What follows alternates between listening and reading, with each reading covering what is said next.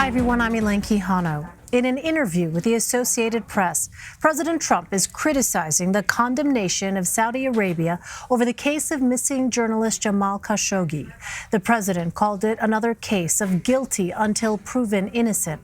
His comments come as Secretary of State Mike Pompeo says the kingdom has made a, quote, serious commitment to hold senior leaders and officials accountable.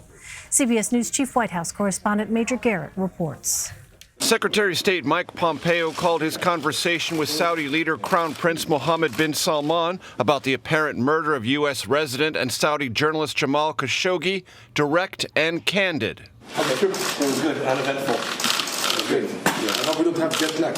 But the pleasantries with the Crown Prince made it appear the Trump administration's strong backing of the Saudi regime remained intact.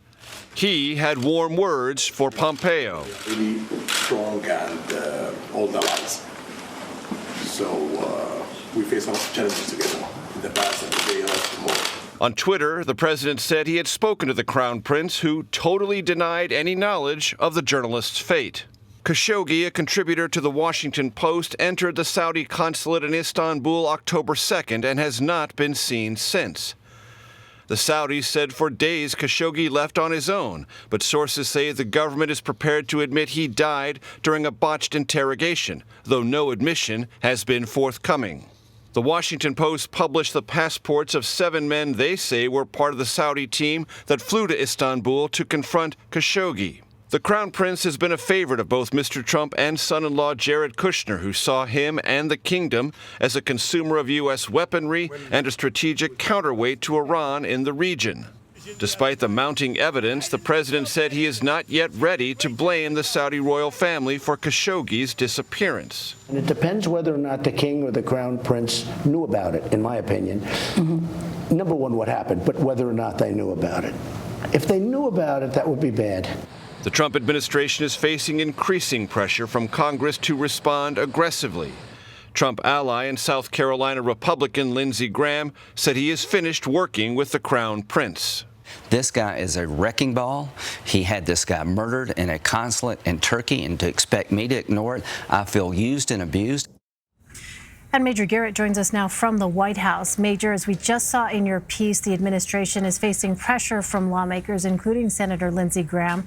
At what point might the president be forced to act, and what could that action look like? Well, we don't know what point the administration might be forced to take a different posture than it's taken. And we must make this observation, Elaine. The posture the president continues to take is either to invent possible explanations, as he did yesterday on the South Lawn, suggesting rogue killers might have been involved, meaning rogue elements within the Saudi regime, or continue to say, as he did just today in that interview with Fox Business Network, this great if the king knew, if the Crown Prince knew. All of that lays a predicate of uncertainty, where those in Congress, like Lindsey Graham, a usually reliable ally of this administration, have already come to their own conclusion.